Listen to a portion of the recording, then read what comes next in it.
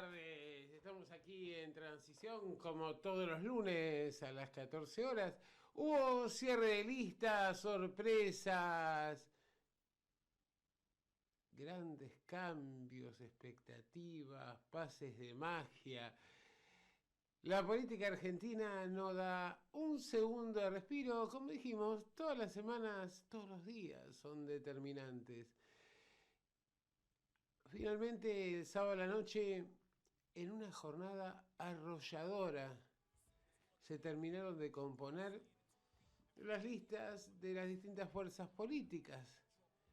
A último momento, como siempre, como es clásico en la política criolla, sobre el cierre, las negociaciones, los cuestionamientos, las perspectivas, los amores, los odios, todos aparecieron allí.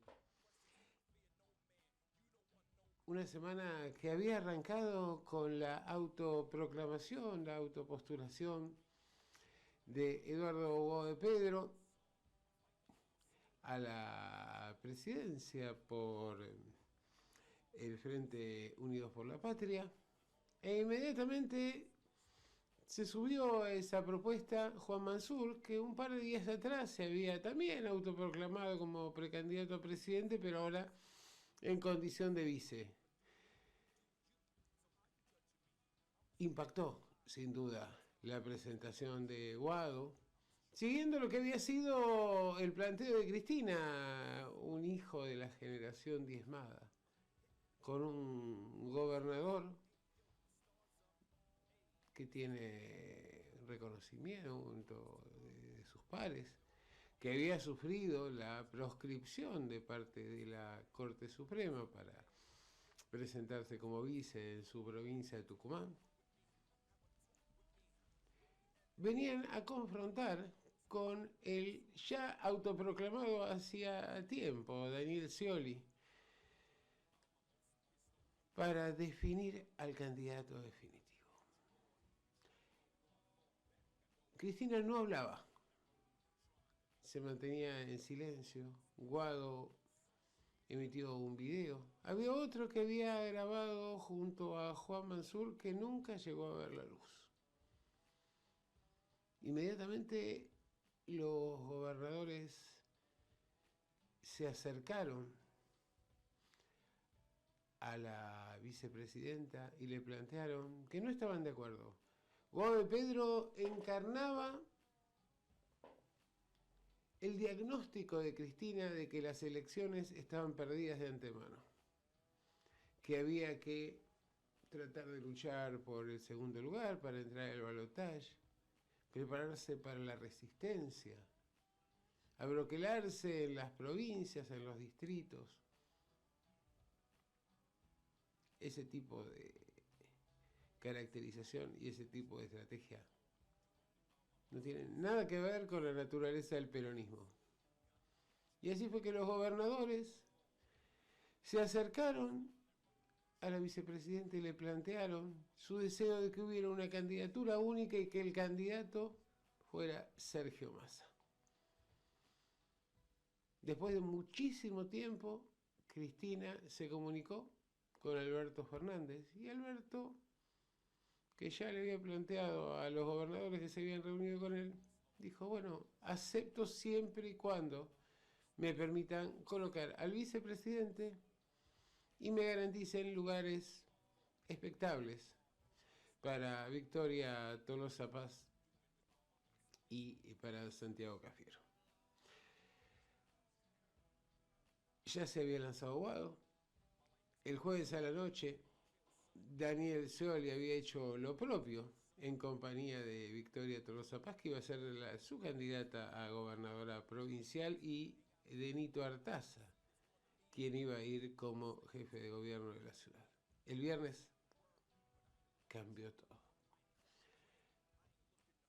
Alberto postuló a Agustín Rossi, no a Daniel Scioli, porque evidentemente hay una relación de distanciamiento entre Massa y Scioli, pero también porque no estaba muy de acuerdo con el juego autónomo que había hecho Daniel tratando de separarse, de asegurar que no era el candidato de Alberto.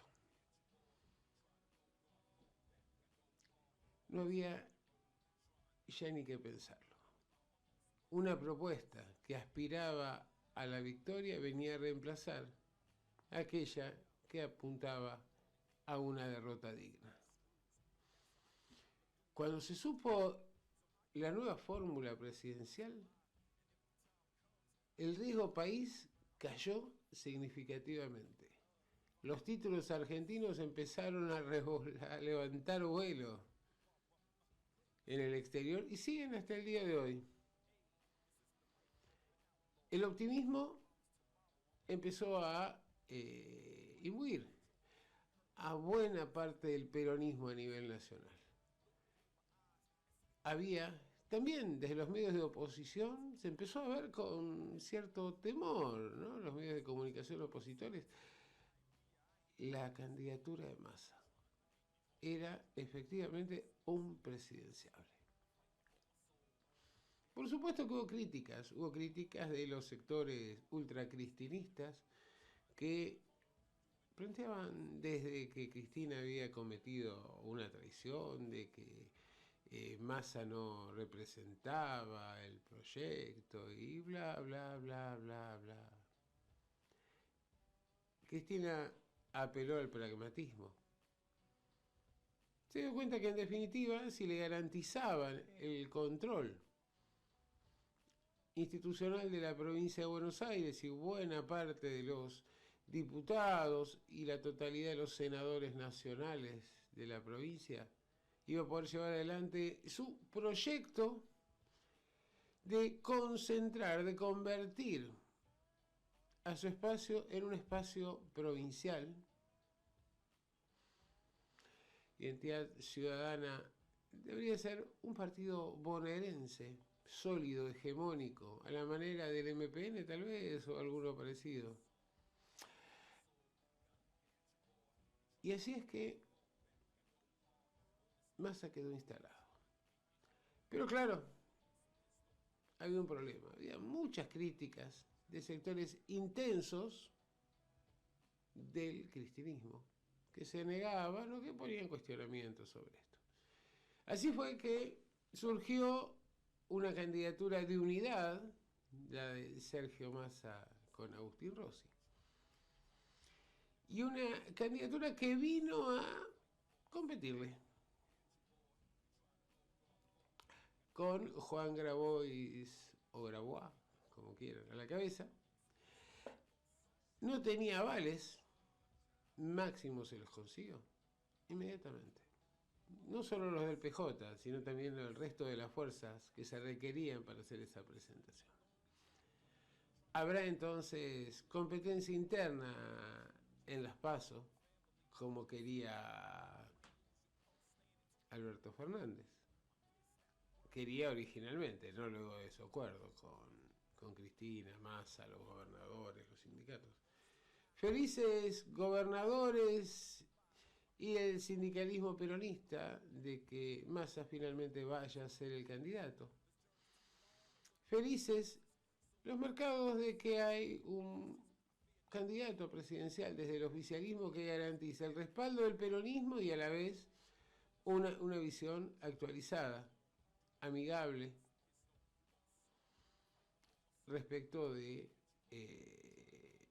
el mundo empresarial, que además ha demostrado su capacidad en la gestión, evitando la salida antes de tiempo del gobierno actual. Los títulos argentinos siguieron avanzando hoy. Ahora Massa podrá negociar con el Fondo Monetario el tramo clave de lo que puede ser un acuerdo provisorio, tal vez, de cara a las elecciones. Y desde la mirada de la oposición, nuevamente, al peronismo que habían dado por muerto, pasa a convertirse en un rival formidable. Sobre todo, si tenemos en cuenta el profundo cortocircuito que hay en Juntos por el Cambio, que se agravó ayer con el resultado de la elección cordobesa, con la derrota en Córdoba y con la tremenda paliza que les pegó Gilton y Fran a los partidos opositores, tanto Juntos por el Cambio como el referente de Milei. Le sacó 60 puntos a cada uno, 73% la elección de Gilton y Fran. Schiaretti, o la fuerza de Schiaretti, consiguió por escaso margen pero imponerse en Córdoba. Otra derrota de Juntos por el Cambio. La figura de Massa creciendo. Y la duda. ¿Será Rodríguez Larreta? ¿Será Patricia Bullrich? Si es Bullrich, posiblemente esto devenga en un incremento de los votos para Sergio Massa. Si es Rodríguez Larreta, seguramente ahí habrá una situación controversial respecto de la inclinación de los independientes. Lo que queda claro es que va a haber un recambio generacional en la política argentina. Si no ganan las posiciones ultras, como en el caso de Patricia Bullrich, seguramente podríamos aspirar a que la grieta que tanto daño nos ha hecho comience a diluirse. Y nos queda Javier Milei. Javier Milei, que mide menos que antes, que en realidad va retomando su condición de fenómeno mediático, pero que es muy importante que no desaparezca y que para el oficialismo actual, naturalmente, para evitar que pueda haber una definición en la primera vuelta de las elecciones generales. Si los votos de Milei llegaran a ir eventualmente a Rodríguez Larreta o a Patricia Bullrich, sobre todo si es a Patricia Bullrich, no quiero imaginarme qué Argentina podríamos vivir si sumaran más del 40% y 10 de diferencia respecto de Unidos por la Patria. Entonces, está todo abierto. Incluso está abierta la posibilidad de que esa definición beneficie al oficialismo actual, porque la sociedad tiene muy en claro cómo ha sido la gestión de 2015 a 2019. Amplios sectores de la sociedad tienen en claro en las condiciones en que debió gerenciarse este gobierno actual, desde la herencia del macrismo, la pandemia, la guerra mundial, la sequía, la carga asfixiante del endeudamiento con el Fondo Monetario Internacional. ¿Recuerdan las políticas de Aranguren? ¿Recuerdan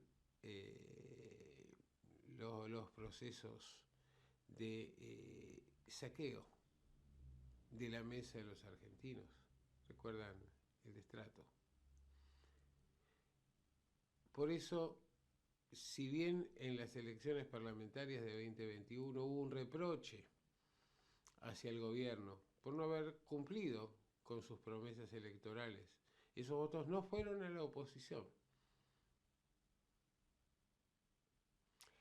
Los votantes, o muchos votantes, del gobierno actual decidieron quedarse en sus casas. Ahora se está jugando algo determinante. Los próximos 4 años, la amenaza de hacer lo mismo que de 2015 a 2019, pero más rápido. Es un voto defensivo. Lo que analizará Milei el descontento. se mantendrá ese abstencionismo muy alto que hubo en todas las provincias, pero no, por ejemplo, en las provincias de Tucumán o en la provincia de Formosa, donde el peronismo consiguió no solo resultados excepcionales, sino también un nivel de participación incomparable con lo que sucede en otras. Las cartas se han jugado sobre la mesa. Axel Kicillof consiguió resistir y consolidar su candidatura, consiguió mantener a su compañera durante estos años de gestión en la vicegobernación, Magario, que era resistida por Máximo Kirchner en su alianza con el hasta ahora intendente en uso de licencia de Lomas de Zamora, Martín Insaurralde y ministro provincial. No alcanzó. Goe Pedro Corrido, Axel con un perfil propio, van definiendo un poco quién es el heredero de Cristina. Y ese heredero, tal como se vio en las negociaciones del sábado, no es otro que Máximo Kirchner. Así las cosas, si Massa tiene éxito en su apuesta electoral, seguramente será el nuevo líder y abriremos una nueva etapa de la política argentina. Si no lo tiene, seguramente reaparecerá la figura de Cristina.